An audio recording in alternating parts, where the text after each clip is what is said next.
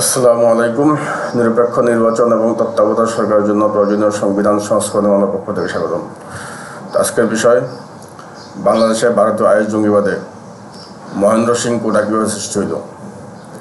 যে মহেন্দ্র সিং নামে সামরিক করিডোর ভারত নিয়ে যাবে বাংলাদেশের ঘোড়াঘাটের উপর দিয়ে, পশ্চিমবঙ্গের এক প্রান্ত থেকে পশ্চিমবঙ্গের আরেক প্রান্ত হয়ে সেই আসাম পর্যন্ত, কত বড় দুঃসাহস ভারতের।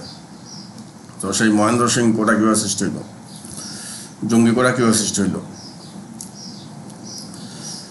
তো 2015 সালে ইমিগ্রেশন রেডের পরে তারপরে ইউনিভার্সিটিতে পশ্চিমবঙ্গের গোয়েন্দাগিরি, পুলিশের সহযোগিতায় জারি নীতি, তারপর বাংলাদেশে এসে যুবদলের জঙ্গি কোটা, তারপরে অবৈধ অধিবাসীর সালমান পরিবার জঙ্গি কোটা, কৃষি জঙ্গি কোটা, তারপরে শাহী ওসমানের ভারতের নারী অধিকার জঙ্গি কোটা, এই সমস্ত জঙ্গি কোটা সৃষ্টি হইল।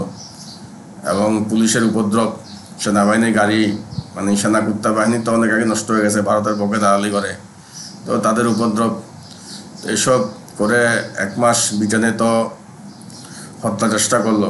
আল্লাহর রহমতে কিছু করতে পারেনি, কারণ আল্লাহ পাক এমন এক শক্তি যে আল্লাহ পাক যার সঙ্গে থাকে তা কেউ কিছু করতে পারে না। এই সমস্ত হেফাজতের হুজুর, জামাতের হুজুর, বরিশালের পীরের হুজুর, এগুলো আল্লাহ পাকের প্রতিনিধিত্ব করে না, ওখানে প্রতিনিধিত্ব করে না। এরা হচ্ছে হিন্দুত্ববাদের প্রতিনিধিত্ব করে। যে হিন্দুত্ববাদ তাদেরকে কিছু রুটি দেয়, হিন্দুত্ববাদ রুটি খাওয়ার জন্য ওরা দালালি করে। তো এই সমস্ত হুজুর আমার কোনো কাজে আসে নাই। আজকে গত 10 বছর যাবৎ এই সমস্ত হুজুর আমার বিরুদ্ধে কাজ করে। আল্লাহর রহমতে এই সমস্ত হুজুরদের অভিশাপ, হিন্দুত্ববাদের অভিশাপ, সাম্প্রদায়িক কসাই মোদির অবৈধ ক্ষমতার মাগি হাসিনার অভিশাপ, মোদি হাসিনা ভারতের সমতাবাহী খালেদাজের অভিশাপ, এবং যে ভারত পাকিস্তান নারী অধিকারের কুত্তাকাদের সমঝোতার অভিশাপ, আল্লাহ পাক আমাকে সহায়তা করছেন, কিছু করতে পারে নাই। তো ওখানেও 1 মাস অপকর্ম করার পরে, 1 মাস হত্যা চেষ্টা করার পরে আল্লাহর রহমতে কিছু করতে পারে নাই। এবং আমি টেকনিক করে কায়দা করে কিন্তু আমি বেঁচে গেছি। তো আজকে দুর্ভাগ্য যে আজকে 10 বছর পরেও এই মাঝখানে বহুবার হত্যা চেষ্টা করেছে, আল্লাহর রহমতে কিছু করতে পারে নাই। তখন বিষয় হচ্ছে যে মহেন্দ্র সিং কোটা কীভাবে সৃষ্টি হইল। তখন কিন্তু পশ্চিমবঙ্গের যে গোয়েন্দা, ও কিন্তু সারেন্ডার করছে। তখন পশ্চিমবঙ্গের গোয়েন্দার সঙ্গে যে বাংলাদেশি কুষ্টিয়ার একটা ছিল, আওয়ামী লীগ করে, তো ওরা না করছি আমি, যে অনেকভাবে বুঝাই বলছি যে এগুলা কিন্তু বাংলাদেশের বিরুদ্ধে যাইতেছে। তো এগুলা কিন্তু, তো আসলে যে আমার বিরুদ্ধে যাইতেছে তা না।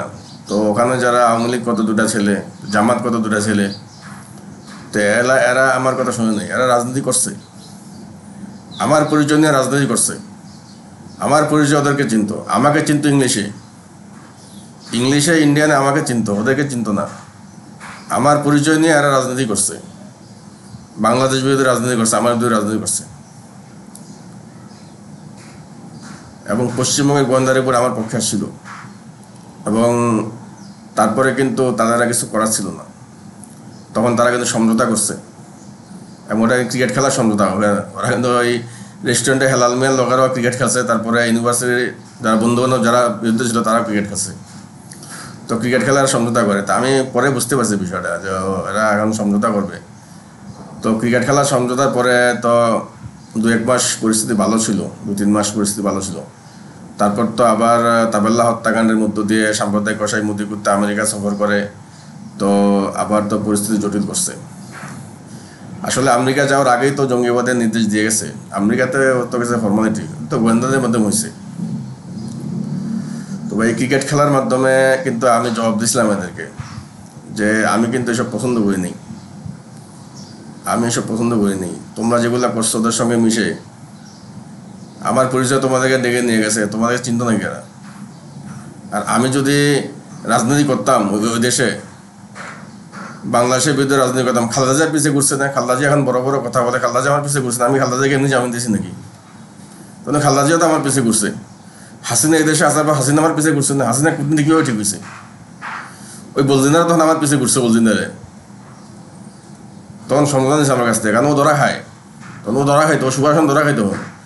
আমি যদি মামলা করতাম, ব্রিটিশ আইনে মামলা করতাম, ওরা ধরা খাইতো। ব্রিটিশ পুলিশরা মদত দিচ্ছে, ওদেরকে সহায়তা করছে, কারণ ওরা ডাকছে এই জন্য, ওরা জেল হইতো ওদের। তখন ক্রিকেট খেলার সমঝোতা করছে, তখন সমঝোতা করে তখন ওটাই যে মহেন্দ্র সিং নামে তখন তারা জঙ্গিটা সৃষ্টি করে ওই দক্ষিণ কোরিয়াতে আমার বন্ধুর নামে ভালো ক্রিকেট খেলতো, তো আমার এটা ওকে দিয়ে দিয়েছে আর কি। আমাকে যেহেতু ভারত পায় নাই, বলছেন তার পিছিয়ে ঘুরে পায় নাই আমাকে, তো খালদা জিয়া তো আমাকে পাইনি ওখানে, বাংলাদেশের হাসিনা আমাকে পাইনি, আমি তো হাসিনাকে না করে দিয়েছি, কারণ এগুলো নীতিবোধের সাথে যায় না। এই মহেন্দ্র সিং করিডোর করে আজকে সেনাবাহিনী যাত্রাবাড়িতে সেনা টহল দেয় কোনো কারণ ছাড়া। একটা খেলার মাঠ দখল করেছে, যাত্রাবাড়িতে একটা খেলার মাঠ দখল করেছে। এই খেলার মাঠ দখল করে রেখে তারা কি পারবে মহেন্দ্র সিং করিডোর বাস্তবায়ন করতে? বাংলাদেশের জনগণ না দিলে, বাংলাদেশের জনগণ যদি না দেয় মহেন্দ্র সিং করিডোর বাস্তবায়ন করতে, হ্যাঁ? ভারতে এত বড় সাহস হয়ে গেছে ভারতের, হ্যাঁ? হাসিনা ভারতের গুহায়, তো হাসিনার বিষয় এটা। হাসিনার তো বাংলাদেশের মানুষ তো হাসিনাকে ভোট দেয় না। ইউনুস তো বাংলাদেশে নির্বাচন করার যোগ্যতা নাই ইউনুসের। আর সেনাবাহিনী যে বর্তমানে মরদ, ওই সেনাবাহিনীতে একটা পুলিশ আছে, আনসার আছে, খারাপ হয়ে গেছে। এখনও বাংলাদেশের সর্বশক্তি অধিকার হচ্ছে জনগণ।